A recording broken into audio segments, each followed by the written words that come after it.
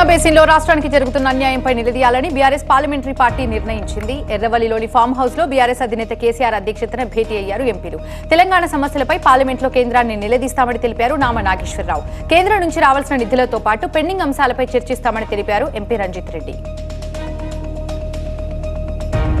Congress party రాష్ట్ర ప్రజలకు ఇచ్చిన హామీలను 100 రోజుల్లో అమలు చేయాలని బీఆర్ఎస్ డిమాండ్ చేసింది. లోక్సభ ఎన్నికల కోడ్ రాకముందే మాటలు నిలుపుకోవాలని మాజీ మంత్రి హరీష్ రావు అన్నారు. కృష్ణా ప్రాజెక్టులకు కేఆర్ఎంబీకి అప్పగించడాన్ని తాము పూర్తిగా వ్యతిరేకిస్తున్నామని తెలిపారు. కేంద్రం నుంచి రాష్ట్రానికి రావాల్సిన నిధులపై పార్లమెంటు వేదికగా పోరాడాలని నిర్ణయించామన్నారు హరీష్. భీమిలిలో రేపు వైసీపీ తొలి ఎన్నికల శంఖారావ సభ జరగబోతుంది. వచ్చే ఎన్నికలకు సంబంధించి సిద్ధం పేరుతో వైసీపీ భారీ సన్నాహక సభలు నిర్వహిస్తోంది. ఈ క్రమంలోనే భీమిలిలో నిర్వహించే సిద్ధం సభకు భారీ జన సమీకరణకు వైసీపీ కసరత్తు చేస్తోంది. ఇక భీమిలి ఎమ్మెల్యే అవంతి శ్రీనివాస్ ఆధ్వర్యంలో విశాఖ బీచ్ లో సిద్ధం పోస్టర్లతో మత్స్యకారులు బోట్ ర్యాలీ నిర్వహించారు. పక్క రాష్ట్రం నుంచి వచ్చిన వాళ్లు సీఎం జగన్ పై ఆరోపణలు చేస్తున్నారని విమర్శించారు వైసీపీ సీనియర్ నేత వైవి సుబ్బారెడ్డి. విశాఖ జిల్లా భీమిలి నియోజకవర్గం సంకివలసలో రేపు నిర్వహిస్తున్న ఎన్నికల శంఖారావం ఏర్పాట్లను పరిశీలించారు. అసెంబ్లీ ఎన్నికల్లో తిరిగి సత్తా చాటుకుని ప్రభుత్వాన్ని నిలుపుకోవడంపై దృష్టి పెట్టింది వైసీపీ. టీడీపీ పొత్తు ధర్మాన్ని ఉల్లంఘించిందని సంచలన వ్యాఖ్యలు చేశారు జనసేన అధినేత పవన్ కళ్యాణ్. తమతో చర్చించకుండా మండపేట అభ్యర్థిని ప్రకటించడంపై అభ్యంతరం వ్యక్తం చేశారు పవన్. టీడీపీకి కౌంటర్ గా రాజోలు రాజానగరంలో జనసేనే పోటీ చేస్తుందని ప్రకటించారు పవన్. తాజా పరిణామాల నేపథ్యంలో బీజేపీతో చర్చల కోసం ఢిల్లీ వెళ్లనున్నారు పవన్ కళ్యాణ్. బీజేపీతో స్పష్టత వచ్చాకే ఇతర జనసేన అభ్యర్థులను ప్రకటించే ఛాన్సెస్ ఉన్నాయి. తూర్పుగోదావరి జిల్లా రాజానగరం జనసేన అభ్యర్థిగా బత్తుల బలరామకృష్ణకు అవకాశం ఇచ్చారు పవన్ కళ్యాణ్. గణతంత్ర వేడుకల్లో ఈ విషయం ప్రకటించడంతో కోరుకొండలో బాణసంచా పీల్చి ఆనందం ప్రకటించారు కార్యకర్తలు. టీడీపీ శ్రేణుల్ని కలుపుకుని ఎన్నికల్లో ముందుకు వెళ్తామని అంటున్నారు. బత్తుల బలరామకృష్ణ మరొక వైపు పవర్ ప్రకటన టీడీపీని షాక్ కి గురిచేసింది. మరోవైపు పొత్తు ధర్మమే కాదు ఏ ధర్మం పాటించని వాడే బాబు అని వ్యాఖ్యానించారు మంత్రి అంబటి రాంబాబు. తమ్ముడు పవన్ కళ్యాణ్ తెలుసుకోవాలంటూ ఆయన్ని ఉద్దేశించి ట్వీట్ చేశారు అంబటి. టీడీపీ పొత్తు ధర్మం పాటించడం లేదంటూ పవన్ వ్యాఖ్యల నేపథ్యంలో ఈ విధంగా సెటైర్స్ వేసి ట్వీట్ చేశారు మంత్రి అంబటి. కర్నూలు పత్తికొండలో ఈ నెల 28న నిర్వహిస్తున్న రా కదలిరా బహిరంగ సభ కోసం భారీ ఏర్పాట్లు చేస్తున్నారు. టీడీపీ అధినేత చంద్రబాబు పాల్గొనే ఈ సభ ఏర్పాట్లను పరిశీలించారు మాజీ మంత్రి భూమా అఖిలప్రియ, టీడీపీ రాష్ట్ర కార్యదర్శి సోమిశెట్టి. రాష్ట్రంలో రాక్షస పాలన ఇంకా 72 రోజులు మాత్రమే ఉంటుందని వారన్నారు. పార్లమెంట్ ఎన్నికల్లో కాంగ్రెస్ కి 14 సీట్లు రావడం ఖాయమన్నారు మంత్రి ఉత్తమ్ కుమార్ రెడ్డి. పార్లమెంట్ ఎన్నికల్లో బీజేపీ కాంగ్రెస్ల మధ్య ప్రధాన పోటీ ఉంటుందని, బీఆర్ఎస్ కి 2-3 సీట్లు మాత్రమే వస్తాయని తెలిపారు ఉత్తమ్. రానున్న రోజుల్లో బీఆర్ఎస్ భూస్థాపితమవుతుందని తెలిపారు. కోదండరాంని బీఆర్ఎస్ అవమానిస్తే కాంగ్రెస్ గౌరవించిందన్నారు ఆ పార్టీ నేత జగ్గారెడ్డి. బీఆర్ఎస్ చేయలేని పని తాము చేస్తే అభినందించాల్సింది పోయి రాజకీయం చేస్తున్నారంటూ మండిపడ్డారు. ఉద్యమ సమయంలో కేసీఆర్ హరీష్ రావుకి దేవుడిలా కోదండరాం కనిపించారని అన్నారు. సీఎం రేవంత్ రెడ్డి తన హోదాను మరిచి మాజీ సీఎం కేసీఆర్ పై అనుచిత వ్యాఖ్యలు చేస్తున్నారన్నారు మాజీ ఎమ్మెల్యే బాల్కసుమన్. రేవంత్ రెడ్డి ఎన్ని జన్మలెత్తినా కేసీఆర్ ఏం చేయలేరని వ్యాఖ్యానించారు. కాంగ్రెస్ నేతలు ఇందిరమ్మ రాజ్యమని చెప్పి ప్రజలను మోసం చేస్తున్నారని ఆరోపించారు బాల్కసుమన్. పార్టీ ఆదేశిస్తే ఎక్కడి నుంచి పోటీ చేసేందుకైనా తాను సిద్ధంగా ఉన్నానని ఏపీ బీజేపీ అధ్యక్షురాలు పురంధరేశ్వరి అన్నారు. అద్దంకిలో ఒక ప్రైవేట్ కార్యక్రమానికి ఆమె తన భర్త దగ్గుబాటి వెంకటేశ్వరరావుతో కలిసి వచ్చారు. వచ్చే ఎన్నికల్లో ఒంగోలు నుంచి పోటీ చేస్తారా అని వెంకటేశ్వరరావుని మీడియా ప్రశ్నించింది. కోట్లు ఖర్చు పెట్టి పోటీ చేయడం అవసరమా అని ఆయన ఎదురు ప్రశ్నించారు. జనసేన టీడీపీ మేనిఫెస్టోలో విశాఖ స్టీల్ ప్లాంట్ అంశాన్ని పెడతామని తెలిపారు మాజీ ఎమ్మెల్యే గంటా శ్రీనివాసరావు. తన రాజీనామాను స్పీకర్ ఆమోదించిన తర్వాత స్టీల్ ప్లాంట్ యూనియన్ నాయకులతో ఆయన సమావేశమయ్యారు. తాను రాజీనామా చేసినప్పుడు కాకుండా రాజ్యసభ ఎన్నికల కోసం అనైతికంగా ఇప్పుడు ఆమోదించారని వ్యాఖ్యానించారు గంటా. వైఎస్ భారత్ యాత్ర చేస్తారంటే తాను ఆపినట్లు ప్రచారం జరుగుతోందని, అది నిజం కాదన్నారు వైఎస్ షర్మిల. తాను వైఎస్ రాజశేఖర రెడ్డి బిడ్డ అయినప్పుడు ఆయన వారసత్వాన్ని పుణికిపుచ్చుకుంటే తప్పేంటని ప్రశ్నించారు షర్మిల. తప్పుడు నిందలు వెయ్యాలని చూస్తే పైన దేవుడు చూసుకుంటాడన్నారు షర్మిల. షర్మిలకు ఇంకా రాజకీయ పరిణతి లేదని విమర్శించారు మంత్రి కొట్టు సత్యనారాయణ. కుటుంబ నేపథ్యాన్ని, తండ్రి ఆశయాలను గాలికి వదిలేసి చంద్రబాబు ఉచ్చులో పడిపోయారని విమర్శించారు. రాష్ట్రానికి ద్రోహం చేసిన కాంగ్రెస్ తో షర్మిల చేతులు కలిపారని ఆరోపించారు కొట్టు సత్యనారాయణ.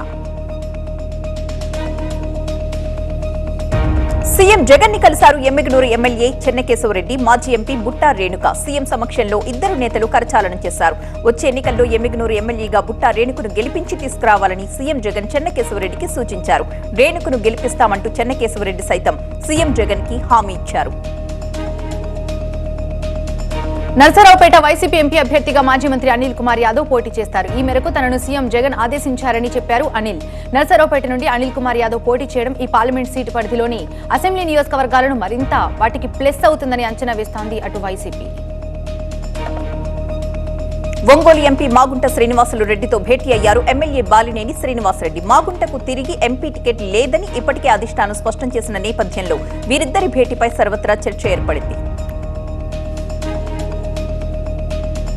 రాజ్యాంగ స్ఫూర్తికి విరుద్ధంగా నడిచిన 10 ఏళ్ల నియంతృత్వ పాలనను ప్రజలు గద్దె దింపారన్నారు Telangana governor Tamilisai. Hyderabad public garden లో జాతీయ జెండా ఎగిరేసిన గవర్నర్ ఈ వ్యాఖ్యలు చేశారు. గత ప్రభుత్వం సామాన్యునికి అందుబాటులో లేదన్నారు. తెలంగాణ ఉద్యమంలో కీలకంగా నిలిచిన యువతకు అన్యాయం చేసిన విషయాన్ని ఆమె గుర్తు చేశారు.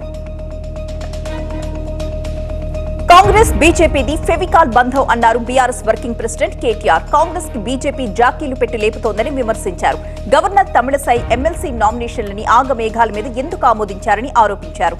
గణతంత్ర దినోత్సవ వేడుకల రోజున మాజీ మంత్రి కేటీఆర్ కాంగ్రెస్ బీజేపీలపై విరుచుకుపడ్డారు. తెలంగాణలో పార్లమెంట్ నియోజకవర్గాలను 143 క్లస్టర్లుగా విభజించిన బీజేపీ ఎల్లుండి నుంచి ఎన్నికల శంఖారావం పూరించనుంది. తొలిగా ఎల్లుండి పాలమూరులో జరిగేటువంటి క్లస్టర్ మీటింగ్ కి హాజరు కానున్నారు కేంద్ర మంత్రి అమిత్ షా. కాంగ్రెస్ నేత వంశీచంద్రెడ్డి తనపై చేసిన వ్యాఖ్యలపై మండిపడ్డారు బీజేపీ నాయకురాలు డీకే అరుణ. తాను డబ్బులు అడిగినట్లుగా ఆరోపణలు చేసిన వంశీ సహా అప్పటి ఎన్నికల కమిటీ సభ్యుల్ని తీసుకునొస్తే ఏ దేవాలయంలోనైనా సరే ప్రమాణం చేయడానికి సిద్ధంగా ఉన్నానంటూ సవాల్ విసిరారు. మాజీ మంత్రి మొహమ్మద్ అలీ అస్వస్థకు గురయ్యారు. బీఆర్ఎస్ భవన్ లో స్పృహ తప్పి పడిపోయారాయన. వెంటనే స్పందించిన బీఆర్ఎస్ కార్యకర్తలు ఆయన పట్టుకున్నారు. రిపబ్లిక్ డే వేడుకలకి హాజరై తిరిగి వెళ్తుండగా ఈ ఘటన జరిగింది. కొద్దిసేపటికే కోలుకొని ఇంటికి వెళ్లిపోయారు మొహమ్మద్ అలీ. తెలంగాణ సీఎం రేవంత్ తన నివాసంలో రిపబ్లిక్ డే వేడుకలు జరిపారు. జాతీయ జెండాను ఆవిష్కరించారు. ఆ తరువాత పబ్లిక్ గార్డెన్స్ లో రిపబ్లిక్ డే వేడుకలకు హాజరు కావడానికి ముందు సికింద్రాబాద్ పరేడ్ గ్రౌండ్స్ కు వెళ్లారు. అక్కడ అమరవీరుల స్తూపాన్ని సందర్శించి నివాళులర్పించారు. గాంధీ భవన్ లో రిపబ్లిక్ డే వేడుకలు ఘనంగా నిర్వహించారు. PCC working president Mahesh Kumar Goud జెండా ఎగురవేశారు.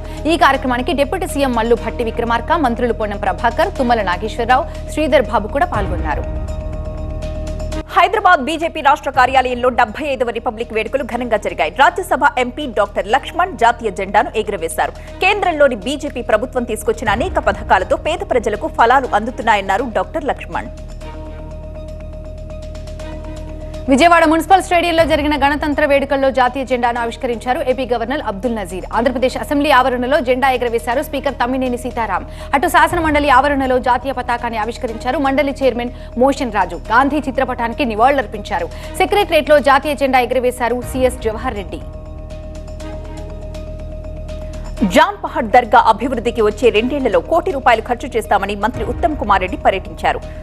సూర్యాపేట జిల్లా పాలకీడు మండలం జాన్ పహడ్ దర్గా ఉరుసు వేడుకల్లో మంత్రి ఉత్తమ్ కుమార్ రెడ్డి పాల్గొన్నారు. ప్రతి సంవత్సరం జరిగే ఉరుసు వేడుకల్లో పాల్గొనడం తనకు చాలా సంతోషంగా ఉందని ఉత్తమ్ కుమార్ రెడ్డి తెలియజేశారు. 10వ తరగతి పరీక్షల్లో 100% ఫలితాలు సాధించి సిద్దిపేట జిల్లా రాష్ట్రంలో మొదటి స్థానంలో నిలవాలని మాజీ మంత్రి హరీష్ రావు ఆకాంక్షించారు. రిపబ్లిక్ డే సందర్భంగా సిద్దిపేట బాలికల పాఠశాలలో 10వ తరగతి విద్యార్థులకు డిజిటల్ కంటెంట్ బుక్స్ ని హరీష్ రావు అందించారు. సిద్దిపేట నియోజకవర్గంలో 2516 మంది విద్యార్థులకు ఈ పుస్తకాల్ని పంపిణీ చేస్తున్నారు. రిపబ్లిక్ డే సందర్భంగా ఖమ్మంలోని ఒక పాఠశాల కనుమరుగవుతున్న భారతీయ సంప్రదాయ వస్తువులతో ప్రదర్శన ఏర్పాటు చేశారు. పాఠశాలలోని ఉపాధ్యాయులు మనుగడలో లేని నాణ్యాలు, గతంలో ఉపయోగించిన వస్తువులను ఇందులో ప్రదర్శించారు. వీటిని విద్యార్థులే సేకరించారు. Land line phones, tape records తో పాటుగా తెలుగు సామెతలను కూడా అక్షరాల రూపంలో విద్యార్థులు ప్రదర్శించారు. రిపబ్లిక్ డే సందర్భంగా ఒంగోలులో నిర్వహించిన కార్యక్రమంలో ఎంపీ మాగుంట శ్రీనివాసరెడ్డి పాల్గొన్నారు. భద్రతా దళాలు ఏర్పాటు చేసిన స్టాక్ దగ్గరికి వెళ్లి స్నైపర్ రైఫిల్ పట్టుకుని గురి చూశారు. అటవీ అధికారులు ప్రదర్శించిన స్టాల్లో విషరహిత పాములతో కాసేపు సరదాగా గడిపారు. తాను పాముల్ని పట్టుకుంటానంటూ చిన్నపిల్లల్ని ఉత్సాహపరిచారు. శ్రీకాళహస్తిని దర్శనం కోసం కుటుంబ సమేతంగా వచ్చారు ప్రముఖ న్యాయవాది లూథ్రా. టీడీపీ నాయకులు ఘన స్వాగతం పలికారు. రాహుకేతు పూజలో పాల్గొన్న అనంతరం స్వామివారిని దర్శనం చేసుకున్నారు. గురుదక్షిణమూర్తి ఆలయం వద్ద వేద పండితులు లూథ్రా దంపతులను ఆశీర్వదించారు. గణతంత్ర దినోత్సవం సందర్భంగా హైదరాబాద్ పాత బస్తీ సైదాబాద్ లో తెలంగాణ స్వాభిమాన్ పరిషత్ రక్తదాన శిబిరాన్ని ఏర్పాటు చేసింది. వందలాది యువకులు రక్తదానం చేశారు. యువత 3 నెలలకు ఒకసారి ఖచ్చితంగా రక్తదానం చేసి ఇతరుల ప్రాణాల్ని కాపాడాలని సంస్థ రాష్ట్ర కన్వీనర్ వినయ్ కిషోర్ యాదవ్ పిలుపునిచ్చారు. అనంతపురం జిల్లా రాయదుర్గం మున్సిపల్ ఆఫీసులో ఎమ్మెల్యే కాపు రామచంద్రారెడ్డి, వైసీపీ ఇన్ఛార్జి మెట్టు గోవింద్ రెడ్డిలు ఎదురుపడ్డారు. గోవింద్ రెడ్డిని ఇన్ఛార్జిగా ప్రకటించాక వారిద్దరు పాల్గొన్న కార్యక్రమం ఇదే. ఉన్నప్పుడు మనిషి విలువ తెలియదు, తర్వాత కాలంలో తన విలువ ఏంటో తెలుస్తుందన్నారు వైసీపీ ఎమ్మెల్యే. అసెంబ్లీ ఆవరణలో జ్యోతిరావు పూలే విగ్రహం ఏర్పాటే లక్ష్యంగా భారత జాగృతి రౌండ్ టేబుల్ సమావేశాన్ని ఏర్పాటు చేసింది. పూలే విగ్రహంతో పాటు బీసీల హక్కుల సాధన కోసం భారత జాగృతి తరపున పోరాటం కొనసాగుతుందన్నారు ఎమ్మెల్సీ కవిత. పార్లమెంట్లో మహిళా బిల్ పాస్ చేయాలని ఉద్యమం చేశామన్నారు. వీటితో పాటుగా ఇంకా ఎన్నో లక్ష్యాలతో భారత జాగృతి పనిచేస్తోందన్నారు ఎమ్మెల్సీ కవిత. అనేక సమస్యలపై నిరంతర పోరాటం కొనసాగుతుందని అన్నారు.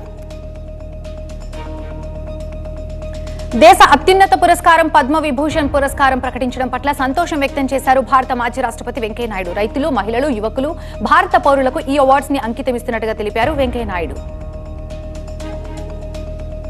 తాను ఊహించని, ఎదురు చూడని పద్మ విభూషణ్ అవార్డు రావడం ఎంతో సంతోషంగా ఉందన్నారు మెగాస్టార్ చిరంజీవి. తన సేవల్ని గుర్తించి అవార్డిచ్చిన ప్రధాని మోదీకి అభినందనలు తెలిపారు చిరంజీవి. పద్మ విభూషణ్ అవార్డు వరించిన మెగాస్టార్ చిరంజీవిని అభినందించారు మంత్రి కోమటిరెడ్డి వెంకటరెడ్డి, నిర్మాత దిల్ రాజు. చిరంజీవి ఇంటికెళ్లి ఆయన్ని సాల్వతో సత్కరించారు.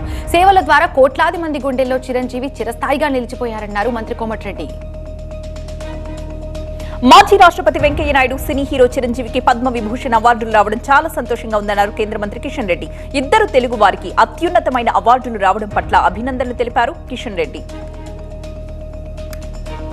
నారాయణపేటకు జిల్లా దామరగిద్దకి చెందినటువంటి బుర్ర వీణ వాయిద్యకారుడు దాసరి కొండప్పను పద్మశ్రీ వరించింది. రామాయణం, ఆధ్యాత్మిక, గ్రామీణ కథలకు తగ్గట్టుగా బుర్ర వీణ వాయించే దాసరి కొండప్ప బలగం సినిమాలో అయ్యో శివుడా ఏమాయే అనే పాటకు తన గాత్రాన్ని అందించారు. జనగామ జిల్లా చిందు యక్షగాన కళాకారుడు గడ్డం సమ్మయ్యకు కూడా పద్మశ్రీ వచ్చింది. 30 ఏళ్ల నుండి చిందు యక్షగానం ప్రదర్శనలు చేస్తున్నాడు సమ్మయ్య. అప్పటి వరకు 17,000కు పైగా ప్రదర్శనలు చేశాడు. పద్మశ్రీతో చిందు యక్షగానానికి జీవం పోసినట్లయిందన్నారు సమ్మయ్య. పద్మశ్రీ రావడంతో యక్షగాన కళాకారుడి ఇంటికి వెళ్లి మరీ సన్మానించారు ఎమ్మెల్యే యశస్విని రెడ్డి. కాశీలోని జ్ఞానవాపి మసీదుని ఔరంగజేబు అక్రమంగా నిర్మించాడని వ్యాఖ్యానించారు ఎమ్మెల్యే రాజాసింగ్.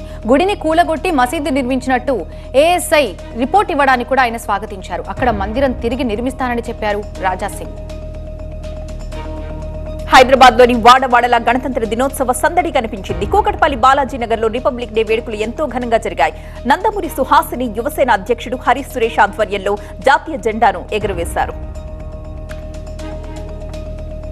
దేశవ్యాప్తంగా ఘనంగా 75వ గణతంత్ర వేడుకలు ఘనంగా జరిగాయి. ఢిల్లీలో జరిగిన వేడుకలని ఫ్రాన్స్ అధ్యక్షుడు మాక్రాన్ ముఖ్య అతిథిగా హాజరయ్యారు. మాక్రాన్తో కలిసి సాంప్రదాయ గుర్రపు బగ్గీలో వచ్చారు రాష్ట్రపతి ముర్ము. రాష్ట్రపతి జాతీయ పతాకాన్ని ఎగిరేయడంతో వేడుకలు ప్రారంభమయ్యాయి. ప్రధాని మోదీ, ఉపరాష్ట్రపతి ధన్ఖడ్, కేంద్ర మంత్రులు ఈ వేడుకల్లో పాల్గొన్నారు. రిపబ్లిక్ పరేడ్ లో ఆంధ్రప్రదేశ్ శకటం అందరి దృష్టిని ఆకర్షించింది. విద్యారంగంలో చేపట్టిన సంస్కరణలకి అద్దం పట్టేలా ఆంధ్రప్రదేశ్ విద్యాశాఖ ఈ శకటాన్ని సిద్ధం చేసింది. శకటంపై ప్రధానంగా తరగతి గదుల్లో digital class boards, laptops, tabs, విద్యార్థులు వినియోగించే తీరును బొమ్మలుగా రూపొందించారు. ఇక్కడ చదివినటువంటి పిల్లలు డాక్టర్లు, లాయర్లు, ఇంజనీర్లుగా మారినట్టు కూడా చూపించారు. 3 ఏళ్ల తర్వాత గణతంత్ర వేడుకల్లో తెలంగాణ శకటాన్ని ప్రదర్శించారు. ఢిల్లీలో జరిగిన రిపబ్లిక్ డే వేడుకల్లో తెలంగాణ శకటం ఆకట్టుకుంది. తెలంగాణలో గ్రామీణ స్థాయిలో ప్రజాస్వామ్యం ఎలా ఉందో చాటి చెబుతూ తెలంగాణ శకటం కనువిందు చేసింది. తెలంగాణ స్వతంత్ర సమరయోధుల గాథల్ని చాటి చెబుతూ ఈ శకటాన్ని రూపొందించారు. 3 ఏళ్ల తర్వాత తెలంగాణ శకటం రిపబ్లిక్ వేడుకల్లో ప్రత్యేక ఆకర్షణగా నిలిచింది. బీజేపీ జాతీయ అధ్యక్షుడు జేపీ నడ్డా ఢిల్లీ బీజేపీ కార్యాలయంలో 3 రంగుల జెండాని ఎగురవేశారు. ఈ సందర్భంగా బీజేపీ నేతలు, కార్యకర్తలు స్వీట్లు పంచి గణతంత్ర దినోత్సవ శుభాకాంక్షలు తెలిపారు. ప్రధాని మోదీ నేతృత్వంలో వికసిత భారత్ సంకల్పాన్ని ప్రతి ఒక్కరూ ముందుకు తీసుకెళ్లాలని జేపీ నడ్డా సూచించారు. బీహార్లో రాజకీయ పరిణామాలు వేగంగా మారిపోతున్నాయి. ఇండియా కూటమికి బై బై చెప్పడానికి జేడీయూ రంగం సిద్ధం చేసుకుంది. మళ్లీ ఎన్డీఏ గూటికి నితీష్ కుమార్ వెళుతూ ఉండడం దాదాపు ఖాయమైపోయింది. ఈ నెల 28న మళ్లీ సీఎంగా నితీష్ ప్రమాణం చేస్తారన్న ఊహాగానాలు వస్తున్నాయి. డిప్యూటీ సీఎంగా సుశీల్ మోదీ ప్రమాణం చేస్తారన్న ప్రచారం జరుగుతోంది.